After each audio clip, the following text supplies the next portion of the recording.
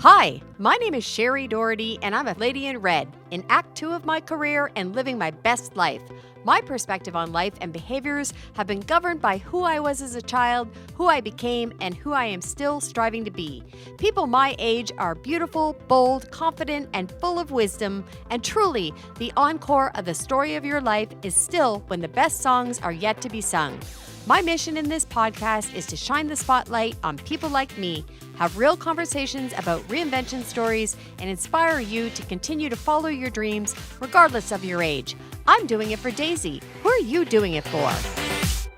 Good day, and welcome to the latest episode of the Encore Podcast. I feel like I owe my audience an apology. I hope you've noticed, but we've been on pause for a couple of weeks, and I wanted to provide an explanation.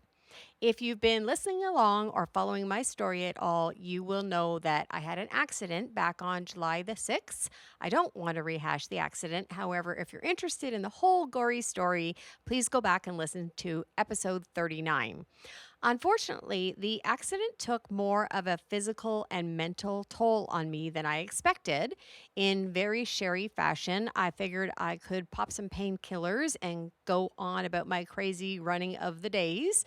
And it got harder and harder as time went on to be able to do that.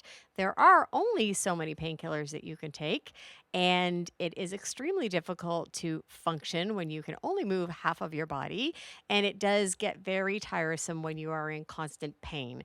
So it did take a much bigger toll on me than I actually expected it to. Therefore, I ended up needing to put a pause on this and some of my other passion projects. I continue to work because, honestly, I have to work. I am self-employed, 100% commission job, and if I don't sell, I don't make any money. So I had to push through and try and do my best at that. However, additional complicating factor is the current real estate market, which also is not at its best. However, I did continue to try and push through. What also was going on in our life, though, is a lot. We had a lot going on this summer. In addition to my own personal healing journey, we had some family issues going on with both sets of aging parents. There's been some health issues and some change in housing situations that we had to manage through. And it's just kind of been a bummer summer. That's been the mantra around our house. And as you know, I try and be very positive, upbeat, and enthusiastic at all times. But even sometimes I feel like I am beat down and I just need to pause for a minute. So there are a couple things that I learned throughout this period of time I wanted to share with everyone because I'm also excited to share that we're ready to hit play again and get back in the normal of rhythm and the normal things the way they go for us.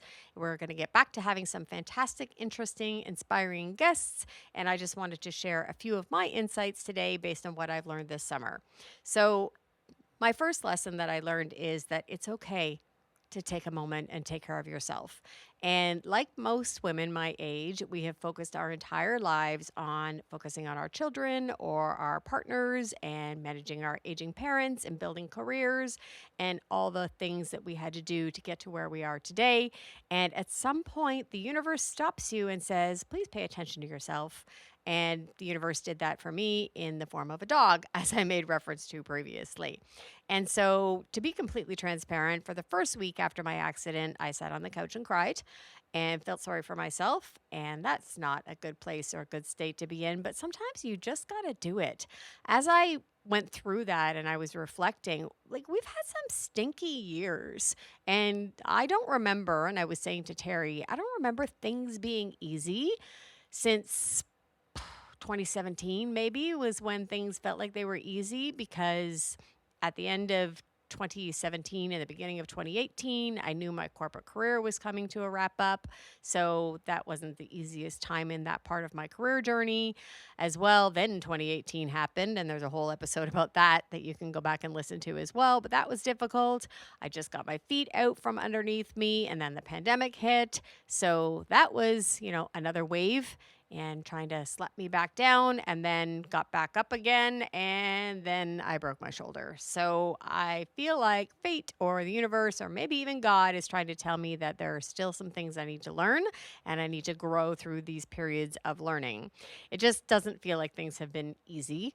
for a couple years, and I am looking forward to the easy times again when you just feel like you're in flow and everybody in your family is in a good place and everyone is happy and vibing and optimistic about the future. We're getting there, but we all have our days, and I'm on a journey just like everyone is. But I've realized during this time that it is okay sometimes to just focus inwards and focus on your own healing and take good care of yourself. I had to take good care of myself. Some silly things that I know, but I needed a stark reminder of, and maybe that's the reason for some of this happening, was you can't heal when you don't have good nutrition in your body. So I'm someone who eats healthy about 75% of the time. I try and make a good choice. And as I was going through my body trying to physically heal, I literally would stop and say, is this going to help me? So if I wanted to eat McDonald's, I knew that there was probably not much nutritional value in there that was ultimately going to reform my bone or make me feel in any way, shape, or form good physically or mentally. So that made me remind myself to ask that question before I put something in my body. We often talk about the fact that we spend the time, energy, and money to put premium fuel in our cars, and we should have the same respect for our bodies. And that was a stark reminder for me because I've been on this healing journey and I wanted the very best nutrients in me that would help speed up the process. I also needed to listen to my body. So I always try and push myself too far and too hard. And even on the days when I thought I felt like I had a little bit of strength back, or maybe I could comb my own hair, I did it. And then I would pay for it for 2 days afterwards. So the hospital told me, don't raise your hands over your head or do the YMCA, even if you feel like it can. And of course, I didn't listen. So I tried to do some of those things, not including the YMCA, but you get the point.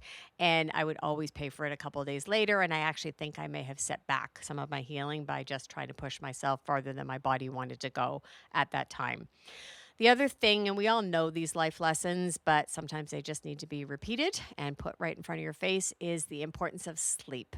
And that has been the most difficult part of the journey for me, is not being able to sleep. And if you don't get good sleep and you don't get good solid sleep, you can't function and you can't be productive, you can't be happy. It impacts every aspect of your life. And it's been incredibly difficult for me to sleep, even when I find that I feel okay during the day. It just starts to ache and flare up in the night. You can't get comfortable. I'm sleeping in a pillow mountain right now and haven't seen my husband in 9 weeks, it feels like, because he's on the other side of the mountain.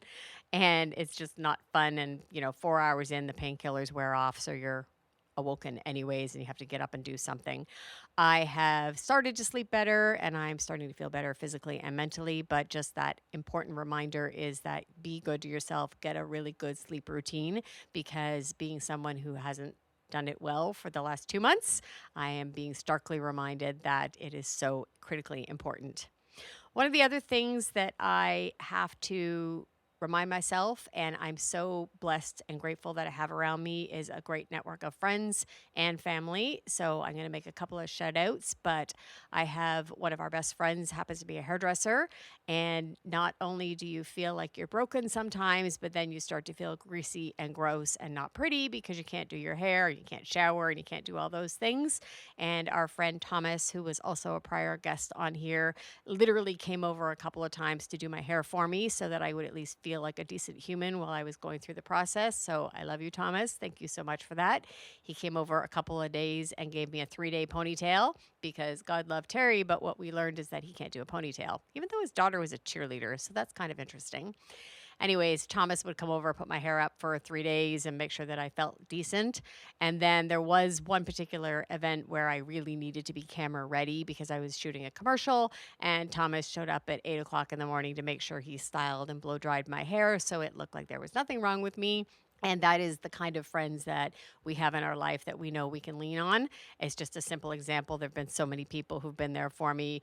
So many people like sent us food and sent us flowers and sent us a cleaning lady and have sent us so many things that were just so valuable, and their well wishes and their good thoughts and being there for us. So I am very grateful for my friend group and my family group. And I do also have to give it up to Terry, Sarah Marie, and Kieran, who have done all sorts of things for me. Terry's literally done everything. So he has been trying to hold the household together between his normal chores like mowing the lawn and doing the garbage and the recycling and all the things that he typically does. He's also cooked, cleaned, done every bit of laundry, and dressed me, cleaned me, did all the things that he's needed to do just to keep us functioning. And that man is a saint. So he knows that I love him, but I want the whole world to know that too. And to, of course, both of my children who have done amazing things for me, including chauffeuring me around so that I could continue to do showings for my clients and be of service to them.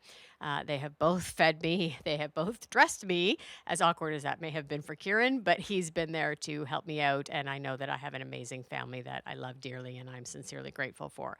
But you know what? Sometimes you got to lean on them, and that's what you have to do, because life gave me some lemons and I made some lemonades and I learned to appreciate the lemons. One thing that also came to me recently is a friend sent me a card, and literally just a handwritten card, which was a lovely surprise, that said, "Please, Shari, remember to take care of yourself."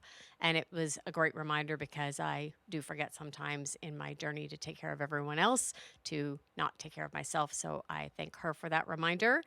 And I've been really hard on myself because it has been a slowdown. I haven't been able to contribute in the ways that I want to my family and to my business. And I do get down on myself. And I also, in the words of my friend Shari, have an itty bitty shitty committee who sits on my shoulder and tells me that I'm not contributing in the way that I should be.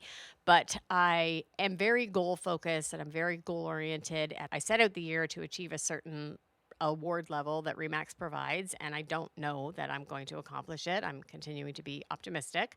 However, I met one of the milestones, and there was a little congratulations card sitting on my desk that I put it there to remind me I have to keep working so much harder, kind of as like negative motivation that, you're only in that group. You wanted to be more and you wanted to be better.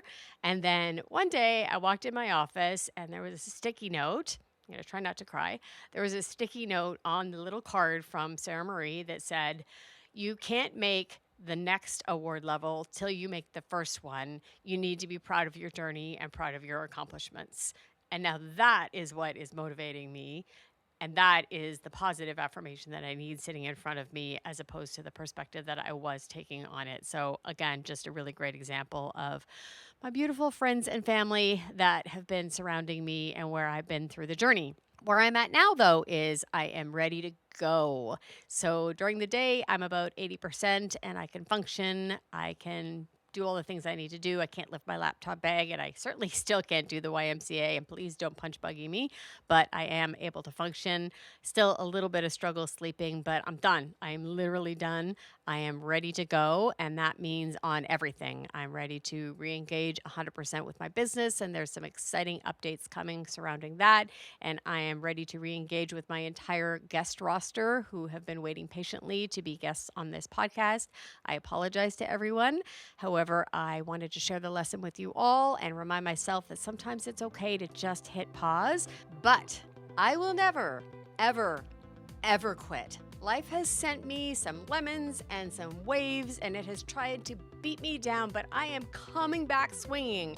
I have my family, I have my faith, and I have the belief that the best is still yet to come in this encore season of my life. I'm excited again. I'm fired up again.